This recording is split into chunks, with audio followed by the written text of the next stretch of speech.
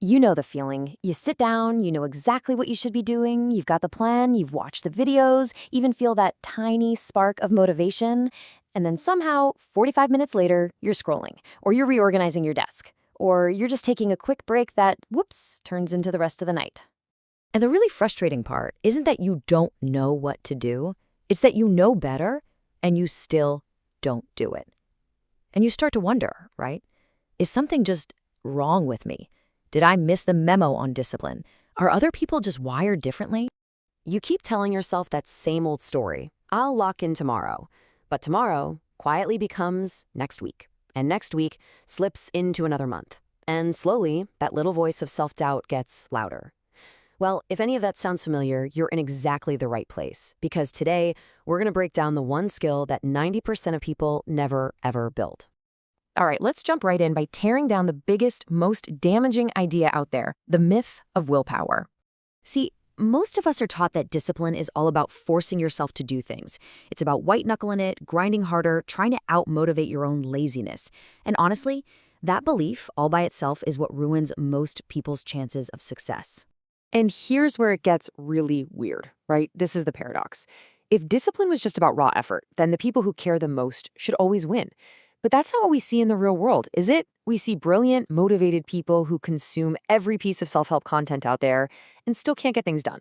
And then you have these other folks who honestly don't seem that special, and they just stay consistent for years. So here's the big secret. The difference isn't motivation. It's not willpower. It's not even self-control. Not really. It all comes down to how they think about control in the first place. And this is where it gets really, really interesting. I want you to look at this number, 40%. What on earth could that represent?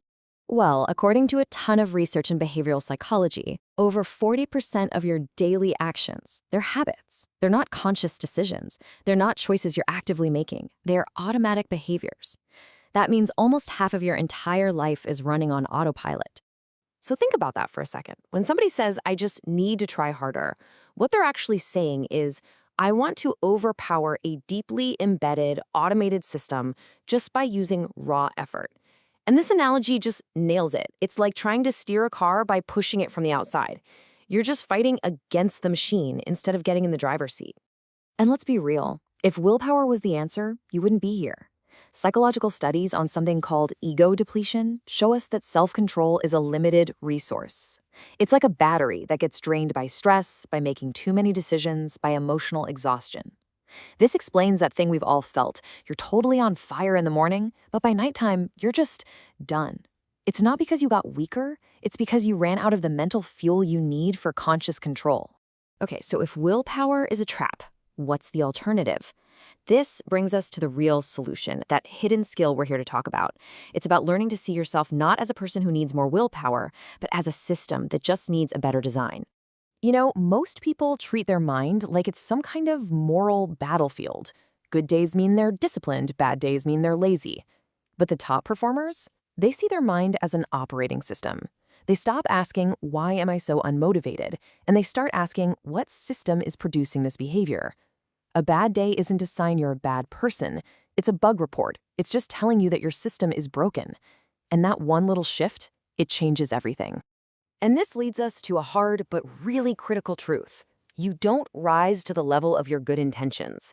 You always, always fall to the level of your defaults. And what are your defaults?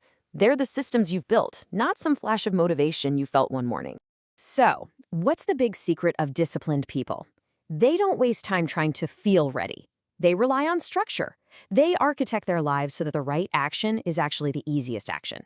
While most people are busy trying to install new apps, productivity hacks, new routines, on a buggy, crashing operating system, the high performers are focused on fixing the OS itself.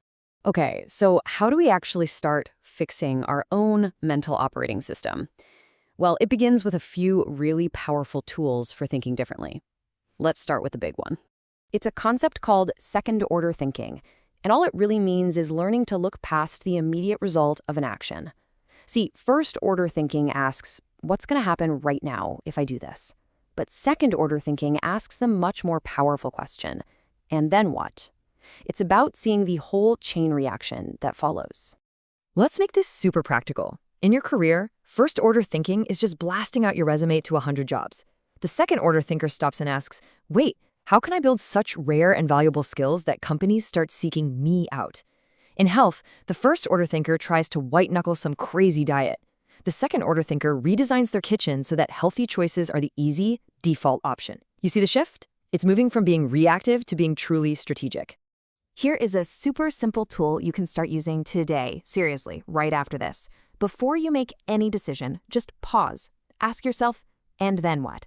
And once you get an answer, ask it again, and then do it a third time. This simple little loop forces your brain out of its lazy reactive mode and shows you that hidden chain of consequences that most people never ever see. All right, let's tie this all together. When we use these tools, we can finally stop trying to be tougher and start designing smarter defaults for ourselves. Now, I know what some of you are thinking. Okay, great, but I've tried to build systems before. They just don't stick. And that is a totally fair point. Here's why that happens. Most people try to slap a new system on top of a broken identity. They say things like, I'm trying to be disciplined. Well, trying is fragile because the second things get uncomfortable, your brain just snaps right back to who you fundamentally believe you are. And this right here, this is probably the most important idea we're going to talk about today. Real, sustainable discipline isn't about what you do. It's about what you don't even debate anymore.